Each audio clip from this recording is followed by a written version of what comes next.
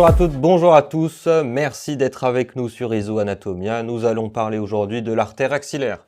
L'artère axillaire, elle naît de l'artère sous-clavière, du bord antéro-inférieur de la clavicule, et va terminer au niveau de la partie médiale, de la partie supérieure de la diaphyse humérale, sous le bord inférieur du tendon du grand pectoral. Elle va devenir l'artère brachiale.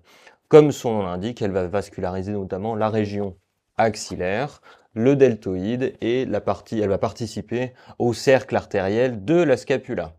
Évidemment, quand on va détailler l'artère axillaire, on va détailler la veine axillaire qui fait partie du réseau veineux profond qui est calqué sur le système artériel. Localisons-la déjà globalement. Donc nous sommes sur une vue antérieure. On va reprendre simplement l'artère subclavière,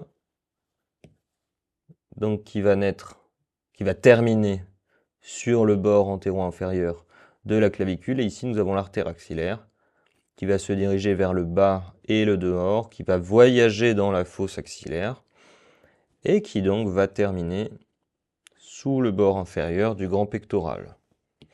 Si je le mets en évidence, le bord inférieur du grand pectoral, ça va donner ceci. Donc faisceau supérieur,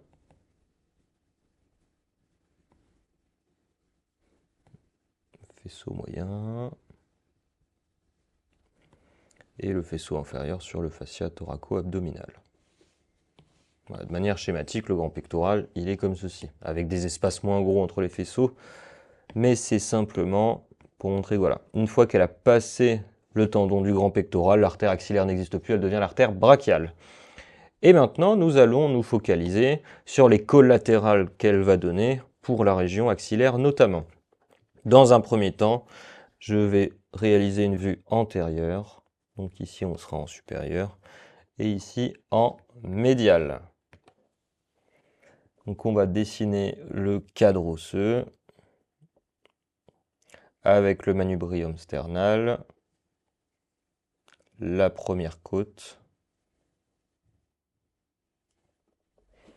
Voilà, on va faire une colonne vertébrale schématique. Voilà. Avec un manubrium, voilà, complet.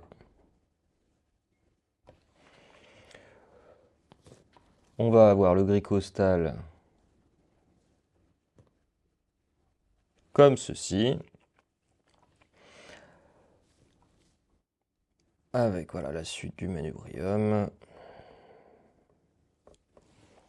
La suite du corps du sternum. Pardon, le manubrium désigne bien cette partie, la partie supérieure. La partie médiane, c'est bien le corps du sternum. Avec la deuxième côte. K3.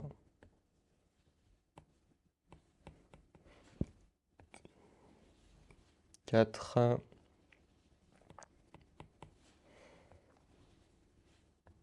Et K5. On va s'arrêter sur la cinquième côte. Donc le corps est continu jusqu'à la xiphoïde qu'on ne représentera pas ici. Ensuite, on va avoir la clavicule.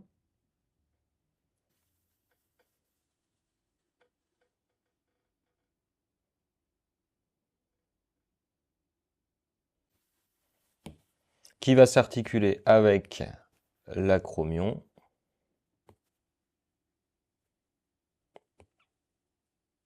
Qui donnera en arrière l'épine de la scapula. Le processus coracoïde.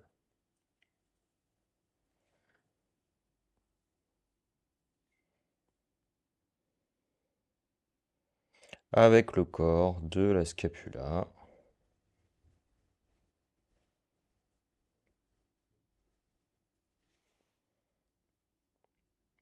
L'épiphyse proximale de l'humérus.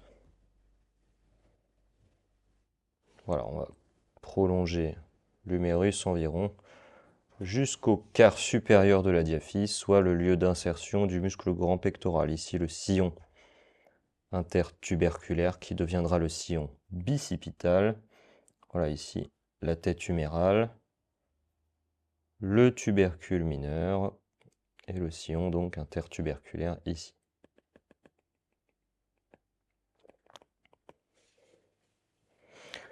Il nous manque maintenant à placer les éléments musculaires qui vont contribuer à former les limites de la fosse axillaire. Parmi eux, le muscle dentelé antérieur,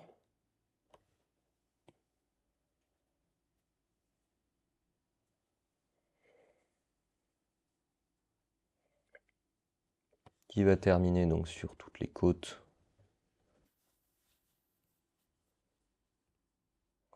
On va faire comme ça. Jusqu'à K10.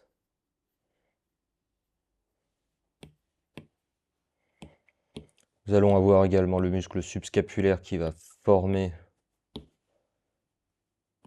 le fond de la fosse axillaire.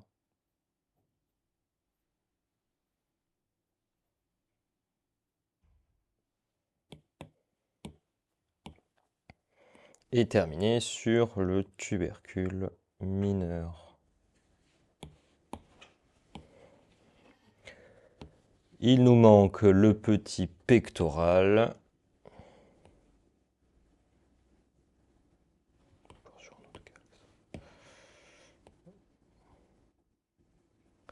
Qui va terminer sur les côtes 3 à 5.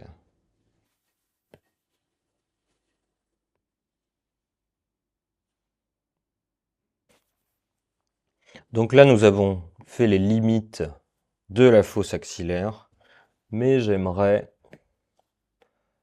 faire apparaître d'autres éléments sur le dessin, et notamment le muscle deltoïde, donc qui termine au niveau du V deltoïdien, qui est un petit peu plus bas. C'est la raison pour laquelle je ne fais pas sa terminaison, qui est un petit peu dans le vide.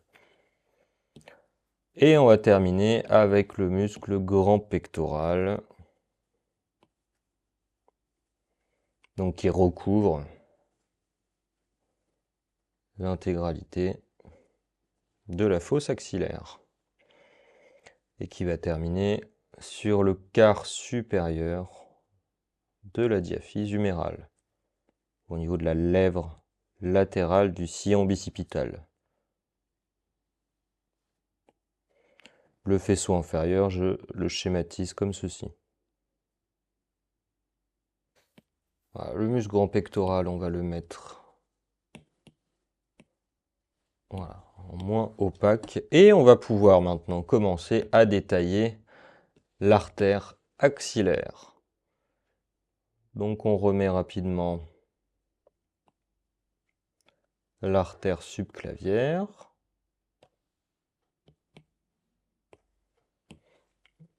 Voilà l'artère axillaire qui naît du bord antéro-inférieur de la clavicule, se dirige en bas et en dehors, et qui, une fois passé le bord inférieur, aussi tu vois, voilà, le bord inférieur du muscle grand pectoral, terminera en artère brachiale. Voilà. Entre-temps, elle va donner notamment plusieurs collatérales. Elle va notamment donner l'artère thoracique suprême qui va vasculariser les pectoraux et notamment le grand pectoral. Elle va également donner des rameaux pour la partie distale du petit pectoral.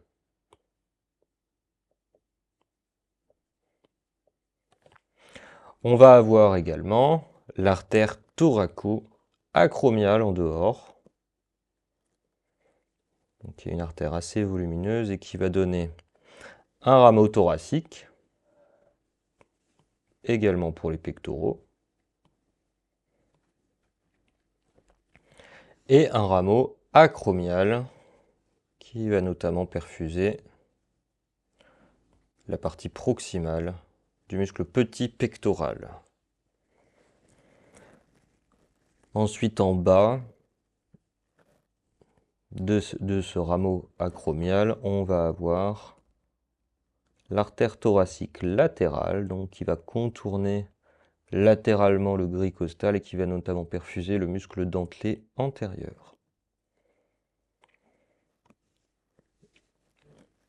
Ensuite, donc en avant et en dehors, vous allez notamment avoir les artères circonflexes antérieures et postérieures. L'artère circonflexe antérieure, elle va cravater antérieurement le col chirurgical et l'artère circonflexe postérieure, elle va le cravater en arrière pour le muscle deltoïde. Les artères circonflexes, notamment l'artère circonflexe postérieure, va passer dans ce qu'on appelle l'espace axillaire supérieur, accompagné du nerf axillaire et de la veine du même nom. La veine du même nom, c'est la veine circonflexe postérieure. Entre le long triceps, le petit rond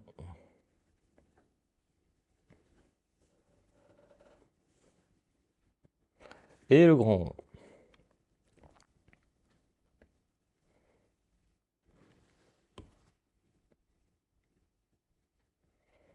Voilà, on l'appelle aussi le trou carré de Velpeau, cet espace. On va corriger un petit peu son trajet.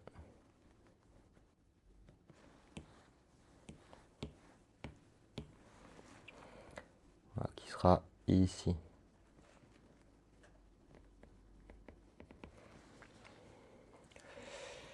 Il nous manque, car ces éléments musculaires vont former donc l'espace axillaire supérieur, mais également le triangle scapulo-tricipital, où l'artère subscapulaire va passer. L'artère subscapulaire, elle va également perfuser le muscle du même nom. Et elle va s'anastomoser avec l'artère thoraco-dorsale.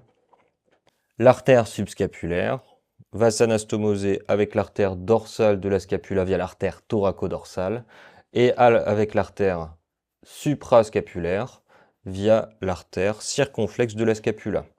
On refait rapidement une vue postérieure pour bien évoquer de nouveau le cercle artériel de la scapula, qui, une fois qu'on a compris par quoi il était formé, est assez simple au niveau de sa compréhension.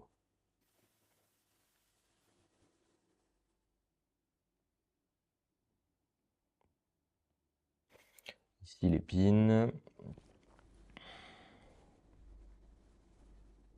épiphyse proximale de l'humérus. On va la descendre un peu plus bas pour pouvoir placer correctement, voilà, les éléments musculaires.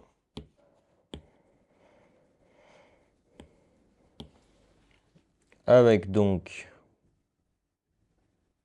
petit rond, grand rond,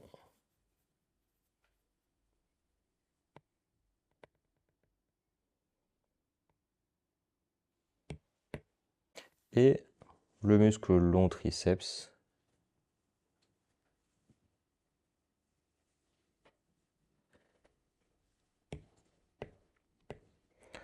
Et on voit bien donc les espaces formés par les groupes musculaires.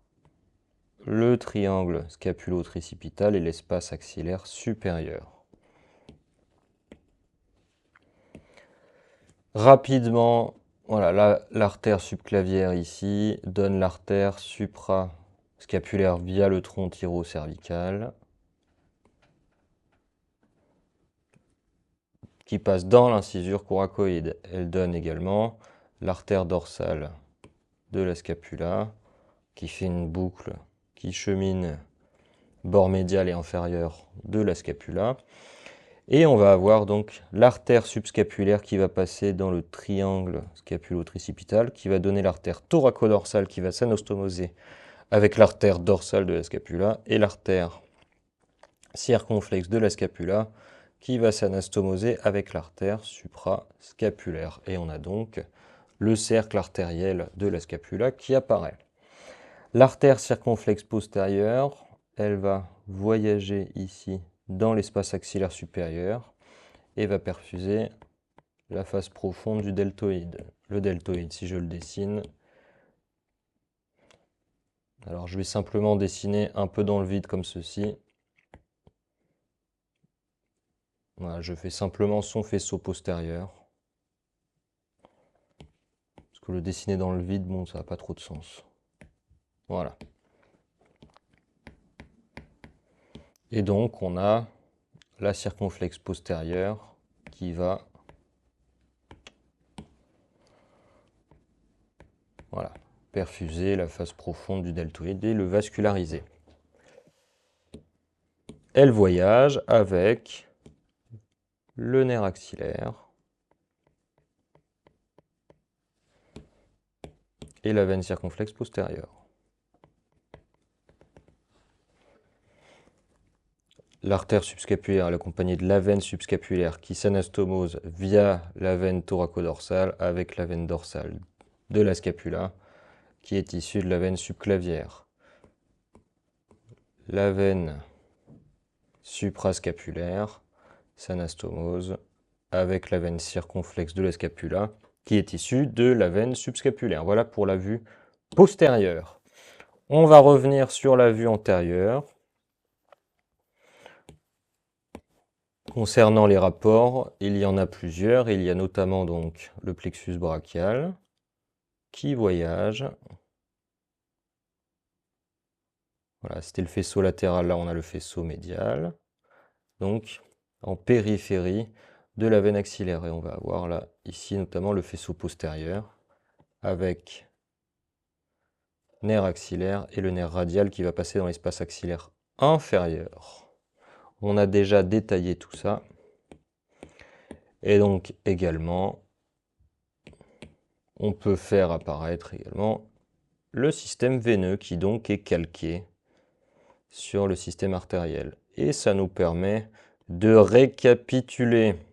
Veine axillaire donne veine thoracique suprême pour les pectoraux. Ensuite, veine thoraco-acromiale, un rameau thoracique, toujours pour les pectoraux, un rameau acromial pour le petit pectoral. Petit pectoral, et vous avez également le courbiceps et le coracobrachial qui s'insèrent sur la coracoïde. Ce n'est pas parce que je détaille une insertion musculaire que la perfusion se limite à un élément musculaire. Les veines et les artères, elles perfusent et elles drainent leur région. Donc toutes les insertions qui sont en périphérie d'une artère et une veine sont régies, leur vascularisation et leur drainage veineux est régie par les veines régionales.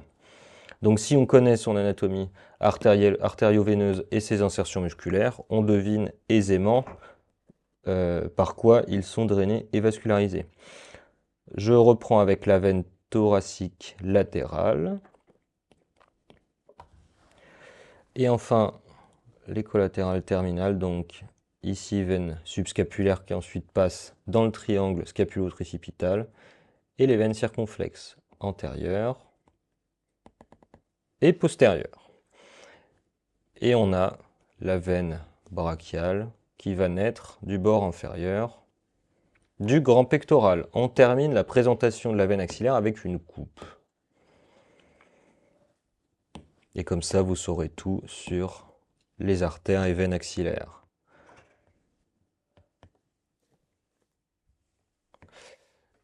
Il y a également un rapport avec les lymphatiques au regard de la fosse axillaire, mais on va faire une vidéo qui lui est dédiée. Donc je l'évoque à l'oral et on le détaillera beaucoup plus dans cette vidéo-là. Je préfère faire un sujet complet sur cela. Donc ici, la diaphyse humérale, je vous le mettrai quand même sur la vue antérieure pour que vous sachiez un petit peu, pour qu'on puisse visualiser. Hop, ici la scapula.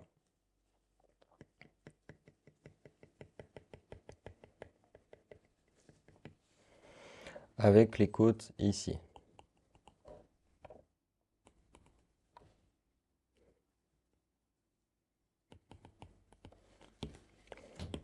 Pour les éléments musculaires, on va avoir le grand pectoral ici.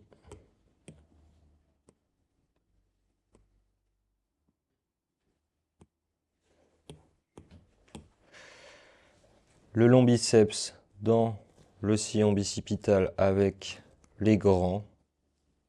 Donc on va avoir le grand dorsal et le grand rond ici. le courbiceps en dedans.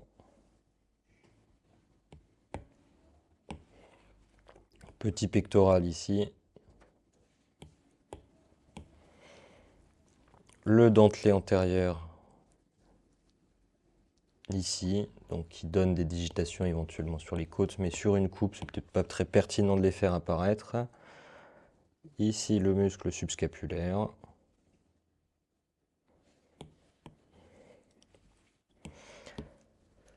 Donc l'artère et veine axillaire sont au centre, elles sont protégées par tous ces éléments musculaires. L'artère ici et la veine, voilà, en périphérie. Donc parfois on a une ou deux veines qui accompagnent l'artère du même nom, avec les variations anatomiques. Voilà, c'est des choses qui peuvent arriver. Et alors sans précision ici, on va avoir le faisceau latéral. Donc nerf musculo-cutané, nerf médian, racine latérale, le faisceau médial, nerf ulnaire, nerf cutané médial de l'avant-bras et du bras et faisceau postérieur, nerf axillaire et nerf radial. Donc vous avez évidemment tout le système vasculaire et nerveux qui est protégé par tous ces éléments musculaires. Et encore heureux, parce que si les artères étaient exposées à la lésion, le problème quand une artère est lésée, c'est que ça provoque une hémorragie. Une hémorragie notamment d'un gros tronc. À ce niveau-là, les artères sont encore volumineuses. Donc si vous faites une hémorragie de l'artère axillaire, il faut agir très vite, parce que les 5 litres de sang, sinon, risquent d'y passer. La conduite à tenir si vous avez une hémorragie devant vous, je ne vous le souhaite pas évidemment, c'est de prendre n'importe quoi et d'appuyer très fort, très fort, très fort, très fort, avec n'importe quoi. Un tissu, un manteau, etc. Le but, c'est de supprimer l'hémorragie en attendant l'arrivée des secours. Parce que le vrai risque, c'est du coup qu'il n'y ait plus de sang et que la personne tombe dans le coma, puis la mort. Plus vous agissez rapidement, plus la personne a de chances de s'en sortir. Je termine la présentation donc en mettant quand même... Globalement, vous allez avoir aussi des lymphatiques au niveau du creux axillaire. Ouais, bon, j'en parle vraiment rapidement parce que voilà, le dessin est déjà assez chargé, mais vous en avez autour des veines, notamment. Voilà, je ne les détaille pas plus que ça, il faut savoir qu'ils existent parce qu'on aura une vidéo qui leur est dédiée. Mais pour compléter les rapports des artères et veines axillaires, sachez que vous avez les ganglions axillaires, ganglions lymphatiques axillaires qui sont présents. Je vous remercie pour votre attention et je vous dis à bientôt sur Isoanatomia.